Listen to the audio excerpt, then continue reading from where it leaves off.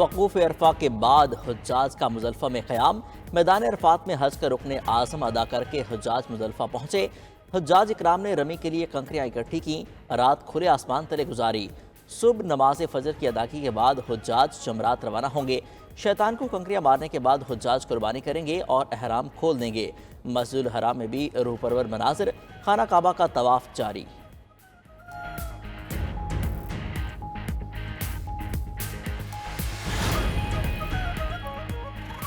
سعودی عرب میں عید الاضحیٰ آج منائی جائے گی۔ سعودی عرب کی 12,000 سے زائد مساجد میں نماز عید کے اجتماعات ہوں گے۔ مسجد الحرام میں نماز عید پاکستانی وقت کے مطابق 7:58 پر ادا کی جائے گی۔ امامت امام کعبہ الشیخ ڈاکٹر عبدالرحمن السدیس کرائیں گے۔ مسجد نبوی میں الشیخ قاری خالد کی امامت میں نماز عید 8 بجے پڑھی جائے گی۔ عید کی نماز ادا کرنے کے بعد سنت ابراہیمی ادا کی جائے گی۔ دبئی، مصر اور آسٹریلیا میں بھی آج عید، عمان، ملائیشیا، انڈونیشیا، بھارت، امریکہ اور کینیڈا میں عید کل منائی جائے گی۔ اے لوگو، اللہ اور اس کے رسول صلی اللہ علیہ وآلہ وسلم کی اطاعت کرو۔ اسلام کی بنیاد خیر اور فلاح ہے۔ قرآن کہتا ہے جو ظلم کرتا ہے اس کی پکڑ ہوگی، جو مومنوں کو تکلیف دیتے ہیں کبھی فلاح نہیں پا سکتے۔ شیخ ڈاکٹر ماہر بن حمد نے مسجد نبرا سے خطبہ حج دیتے ہوئے کہا، ایمان والو، انصاف کی بات کرو اور خیر کے راستے پر چلو۔ اللہ فرماتا ہے کسی کا ناحق قتل نہ کرو، اختلاف ہو تو قرآن و سنت کی طرف جائیں۔ شیطان کے دھوکے اور وسوسوں سے خود کو محفوظ رکھیں، کسی کا حق مت کھاؤ۔ شراب اور جوا شیطانی عمل ہے، ارکان اسلام کی پیروی میں ہی ہدایت ہے۔ اللہ متقی لوگوں کی فلاح کے ساتھ نجات دیتا ہے۔ امام نے فلسطین کے لیے دعا کرتے ہوئے کہا، دشمن ارض فلسطین میں خون ریزی اور فساد برپا کرنا چاہتا ہے، فلسطینی بھائیوں کے لیے دعا کریں، وہ تکلیف میں ہیں۔ عید قرباں میں ایک روز باقی، وقت کم، مقابلہ سخت۔ ملک بھر کی مویشی منڈیوں میں بھاؤ تاؤ، بیوپاریوں اور خریداروں میں بحث و تکرار۔ شہریوں کو اب بھی قربانی کے لیے سستے جانوروں کی تلاش۔ اسلام آباد کی مویشی منڈی میں شیرو نامی بیل چھا گیا۔ لاہور کی شاہپور کانجرا مویشی منڈی میں ہٹا کٹا بیل توجہ کا مرکز بن گیا۔ بیل کے مالک نے 16 لاکھ روپے قیمت لگا دی۔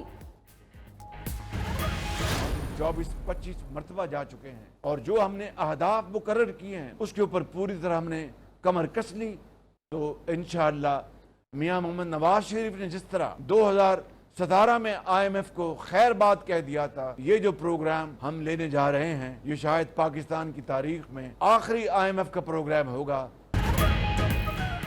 IMF سے آخری بار قرض لیں گے، وزیراعظم شہباز شریف کا اعلان۔ قوم سے خطاب میں وزیراعظم نے کہا، موجودہ IMF پروگرام ملک کی تاریخ کا آخری پروگرام ہوگا۔ اگلے 1.5 ماہ میں سخت فیصلے کروں گا، ایسے محکمے ختم کر دوں گا جو خزانے پر بوجھ اور کرپشن کا گڑھ ہیں۔ وزارت PWD کرپشن کے نام پر زمانے بھر میں بدنام ہے۔ سرکاری اداروں اور وزارتوں کو آفس پر منتقل کر رہے ہیں۔ ملک میں امیر اور غریب کا فرق کم کرنا ہوگا۔ چین سے 3 لاکھ نوجوانوں کو IT کی تربیت دلوائیں گے۔ IT برآمدات کے نئے ریکارڈ قائم کریں گے۔ سپہ سالار جنرل آصف منیر خود بھی کئی ممالک گئے اور اربوں ڈالر کی سرمایہ کاری لے کر آئے۔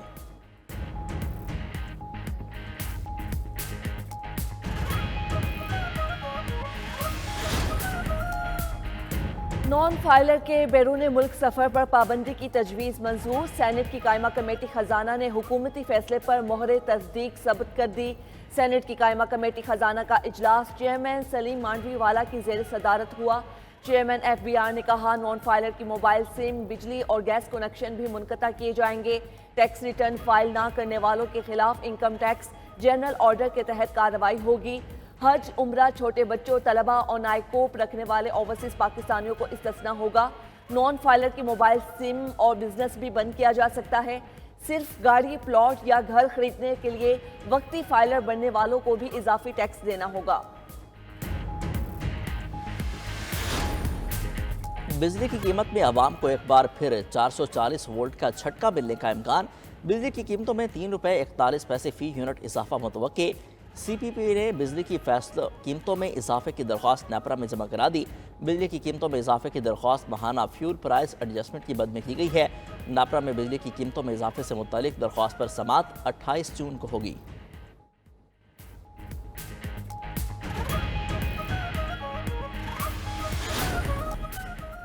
मुल्क के मुख्तलिफ शहरों में ईद के दूसरे रोज से बारिशों का इम्कान। महकमा मौसमियात ने 18 जून से आंधी के साथ बारिशों की पेशगोई कर दी। मौसम का हाल बताने वालों का कहना है तेज हवाओं और बारिशों का सिलसिला 22 जून तक जारी रहेगा। इस्लामाबाद, पंजाब, खैबर पख्तूनख्वा, बलोचिस्तान और सिंध में कहीं कहीं बारिश मुतवक्के है।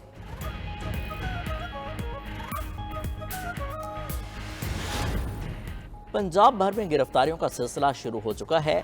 किस कानून के तहत पंजाब हुकूमत ये गिरफ्तारियां कर रही है? तहरीक इंसाफ के मरकजी रहनुमा असद कैसर का सवाबी में तकरीब से खिताब। सवाल किया कि क्या नवाज शरीफ मुल्क को बनाना रिपब्लिक बनाना चाहते हैं? आपकी बेटी और भाई जो कर रहे हैं, क्या इस तरह ये मुल्क आगे बढ़ेगा? अगर आप अपनी हदूद से आगे बढ़ेंगे तो फिर आपके हाथ में कुछ नहीं होगा। आपने हमारे सब्र के पैमाने को लबरेज कर दिया है। आखिरी बार कह रहा हूँ, सियासी कारकुनों के साथ ये जुल्म बंद करें। जल्द पूरी कौम को इस्लामाबाद लेकर जाएंगे और रोकने वाला कोई नहीं होगा।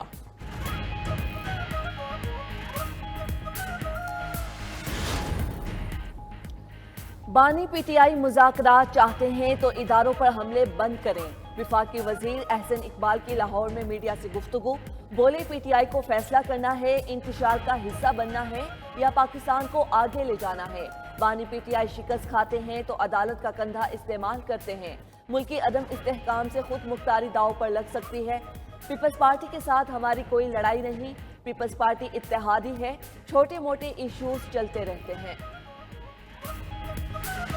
एक अहम मसला है सरहद पार स्मगलिंग का, जिसकी रोकथाम हुकूमत के लिए अब दर्द सिर बनी है। स्मगलिंग होती है या फिर यूं कहें कि जो अफगान ट्रांजिट ट्रेड का जो मिसयूज होता है उस सिलसिले को कम किया जा सके, क्योंकि कचरा जो सबसे खराब चीजें आप उधर जूलॉजिकल पार्क के लिए करें, आप जानवरों के साथ जुल्म कर रहे हैं। इससे कोई जानवरों को, आपको पता है कि बहुत सारे नाजुक जानवर हैं, इनसे वायरस लग सकता है, कोई भी वायरस इन जानवरों को लग सकता है। सरहद पार स्मगलिंग हुकूमत के लिए दर्द सर बन गई। पाक अफगान ट्रेड ट्रांसिट की आड़ में हुकूमती खजाने को अरबों डॉलर का नुकसान पहुंचने का इंकशाफ। 92 न्यूज़ के प्रोग्राम खबर क्या है में मामले पर सैर हासिल गुफ्तगू। स्मगलिंग की वजूहात और पस पर्दा अवामिल पर रोशनी डाली गई। मुल्तान में हॉर्टिकल्चर के गज़ब शुदा फंड्स भी मौसूए बहस बने। साबिक वज़ीर आला सिंध कायम अली शाह के शहर में जूलॉजिकल पार्क का मनसूबा कैसे कचरा कुंडी में तब्दील हुआ? प्रोग्राम में हक़ाइक़ से पर्दा उठा दिया गया।